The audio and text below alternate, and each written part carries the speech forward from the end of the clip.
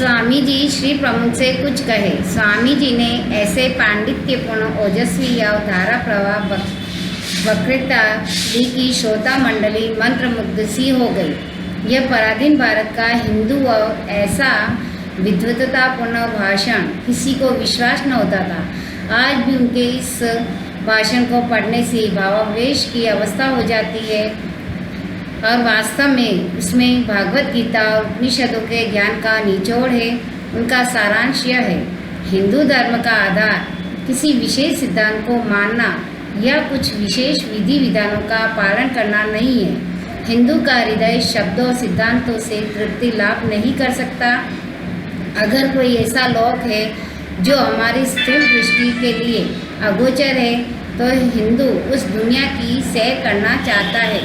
अगर कोई ऐसी सत्ता है जो भौतिक नहीं है, कोई ऐसी सत्ता है जो न्याय रूप, दया रूप, सर्वशक्तिमान है, तो हिंदू उसे अपनी अंतर्दृष्टि से देखना चाहता है। उसके संशय तभी छिन्न होते हैं, यानी शंका तभी दूर होती है जब उन्हें स्वयं देख लेता है। कर्म को केवल कर्तव्य समझकर उसमें फल या सुख दुख की भावना न रखना ऐसी बात थी जिसे पश्चिम वाले अब तक सर्वथा अपरिचित थे।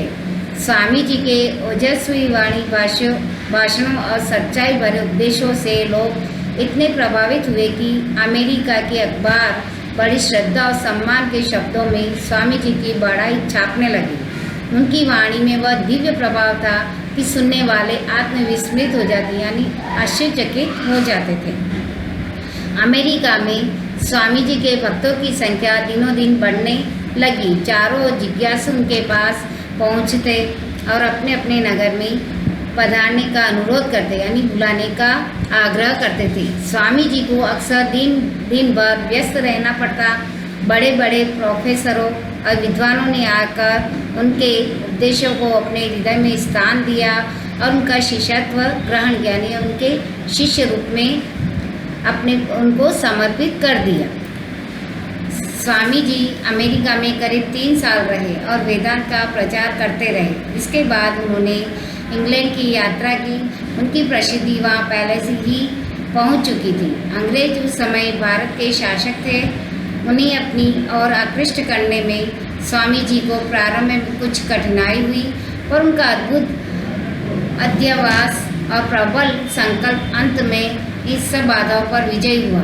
वहाँ ऐसे ऐसे वैज्ञानिक जो खाना खाने के लिए भी प्रयोगशाला न छोड़ पाते थे, आपका भाषण सुनने के लिए घंटों पहले सभा में पहुँच जाते थे और प्रतीक्षा में बैठे रहते। उन्होंने वहाँ 3 महत्वपूर्ण भाषण दिए जिनसे उनकी विद्वता का सिक्का उन सबके दिल पर बैठ गया। सब पर प्रकट हो गया कि जड़वाद में यूरोप चाहे भारत से कितना ही आगे क्यों न हो, पर अध्यात्म का नेतृत्व भारतीयों के हाथ में ही है। वे करीब 1 साल तक वहाँ रहे। अनेकानेक सभा समितियों, कॉलेजों और क्लबों से उनके पास निमंत्रण आते थे। उनकी ओजमय वृत्तताओं का यह प्रभाव बहुत ही विशकों और पादरियों ने भी गिरजों में वेदांत पर भाषण दिए। धीरे धीरे यहाँ भी स्वामी जी की भक्त मंडली काफ़ी बड़ी हो गई। बहुत से लोग अपनी रुचि का अध्यात्म भोजन न पाकर धर्म से विरक्त हो रहे थे, वेदांत पर लट्टू हो गए और स्वामी जी में उनकी इतनी श्रद्धा हो गई कि वहाँ से जब वे चले तो कई अंग्रेज शिष्य उनके साथ हो लिए। इनमें कुमारी नोबल भी थी जो बाद में भगिनी निवेदिता के नाम से प्रसिद्ध हुई और स्वामी जी ने अंग्रेजों के रहन सहन और चरित्र स्वभाव को बड़ी सूक्ष्म दृष्टि से देखा समझा। इस अनुभव की चर्चा करते हुए एक भाषण में उन्होंने कहा कि यह क्षत्रिय और वीर पुरुषों की जाति है। 16 सितंबर सन 1896 में स्वामी जी लगभग 4 वर्ष के प्रवास के बाद स्वदेश के लिए रवाना हुए। भारत के छोटे बड़े सब मनुष्य उनके यश को सुनकर, यानी कीर्ति को सुनकर उनके दर्शन के लिए उत्कंठित हो उठे, यानी उत्साहित हो उठे। उनकी स्वागत और अभ्यर्थना के लिए, यानी प्रार्थना के लिए नगर नगर में कमेटियां बनने लगी, यानी जगह जगह इकट्ठे होने लगे। स्वामी जी जब जहाज से कोलंबा में उतरे तो जनसाधारण ने जिस उत्साह उल्लास से का स्वागत किया वह दर्शनीय था। कोलंबा से अल्मोड़ा जिस जिस नगर में वे पधारे, लोगों ने राह में आग बिछा दी, यानी अच्छी तरह से उनका स्वागत किया और उनके आगे पीछे घूमते रहे। अमीर गरीब छोटे बड़े सबके हृदय में उनके लिए एक सा आदर सम्मान था। यूरोप में बड़े विजेताओं की जो अभ्यर्थना हो सकती है उससे कई गुनी अधिक भारत में स्वामी जी की हुई। उनके दर्शन के लिए लाखों की भीड़ जमा हो जाती थी। लोग उनकी झलक यानी उनकी नज़र पाने के लिए मंजिल तक करके आते थे। स्वामी जी अपने देश के आचार व्यवहार रीति नीति साहित्य और दर्शन सामाजिक जीवन उसके पूर्व काल के महापुरुष इन सबको श्रद्धा योग्य असामान्य मानते थे। उनके एक भाषण का निम्नलिखित अंश सोने के अक्षरों में लिखा जाने योग्य वो इस प्रकार है। प्यारे देशवासियों, पुनीत आर्यव्रत के बसने वालों, क्या तुम्हें अपनी इस तिरस्करणीय वीरता से वह स्वाधीनता प्राप्त कर सकोगे जो केवल वीर पुरुषों का अधिकार है? हे भारत निवासी भाइयों, अच्छी तरह याद रखो कि सीता, सावित्री और दमयंती तुम्हारी जाति की देवियाँ हैं।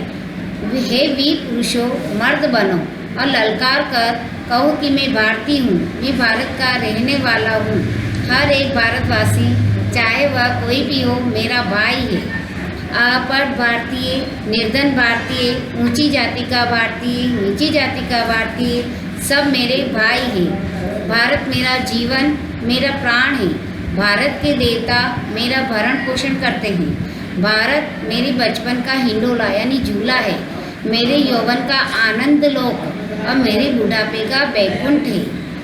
इस तरह उन्होंने एक उदाहरण देकर समझाया। कलकत्ते में अध्यापन उपदेश में अत्यधिक श्रम करने के कारण स्वामी जी का स्वास्थ्य बिगड़ गया और जलवायु परिवर्तन के लिए उन्हें दार्जिलिंग जाना पड़ा। वहाँ से वे अल्मोड़ा गए और स्वामी जी ने तो वेदांत का प्रचार का व्रत ले रखा था। उनको खाली बैठे कब चैन आ सकता। जो ही तबीयत जरा संभली वे स्लाय कोट पौधारे और वहाँ से लाहौर वालों की भक्ति ने उन्हें अपने यहाँ खींच बुलाया। इन दोनों स्थानों पर उनका बड़े उत्साह से स्वागत सत्कार हुआ। उन्होंने अपनी अमृतवाणी से श्रोताओं के अंतःकरणों में ज्ञान की ज्योति जगा दी। लाहौर से वे कश्मीर गए, वहाँ से राजपुताने का भ्रमण करते हुए कलकत्ता लौट आए। इसी बीच उन्होंने 2 मठ स्थापित किए। इसके कुछ दिन बाद उन्होंने रामकृष्ण मिशन की स्थापना की। इस संस्था का उद्देश्य लोक सेवा करते हुए वेदांत का प्रसार करना है। इनकी शाखाएं भारत के हर भाग में तथा विदेशों में विद्यमान हैं और वे जनता का बहुत उपकार कर रही है। सन 1897 में भारत में महामारी का प्रकोप हुआ। स्वामी जी ने देशावृत्ति संन्यासों की एक छोटी सी मंडली बना दी थी। ये सब स्वामी जी के निरीक्षण में तन मन से दीन दुखियों की सेवा में लग गए। मुर्शिदाबाद, ढाका, कलकत्ता, मद्रास आदि में सेवाश्रम खोले गए। वेदांत के प्रचार प्रसार के लिए जगह जगह विश्वविद्यालय बनाए गए, अनाथालय भी खोले गए। और स्वामी जी का स्वास्थ्य बहुत बिगड़ रहा था। फिर धीरे धीरे स्वयं घर में घूम घूम कर पीड़ितों को आश्वासन तथा आवश्यक सहायता देते रहते थे और प्लेग पीड़ितों की सहायता करना, जिसे डॉक्टर लोग भी भागते थे, इन्हें देशभक्तों का काम था। 1920 को एकाएक आप समाधिग्रस्त हो गए। सवेरे 2 घंटे समाधि में रहे। दोपहर को शिष्यों की पाणिनीय व्याकरण पढ़ाया और तीसरे पहर 2 घंटे तक वेदोपदेश करते रहे। इसके बाद वे टहलने को निकले। शाम को लौटे तो थोड़ी देर माला जपने के बाद भी समाधिग्रस्त हो गए और समाधि की अवस्था में पंचो भौतिक शरीर का त्याग कर परम धाम को सिधार हुए। स्वामी जी आज हमारे बीच में नहीं है, पर आद्य ज्योति की जो मशाल वे जला गए वो सदा के लिए सबको आलोकित करती रहेगी और करती रही है। साथ में ले लो, साथ प्रश्न उत्तर भी ले लो। बोलना नहीं है, प्रश्न उत्तर साथ में खाली नीचे लिख दूंगी।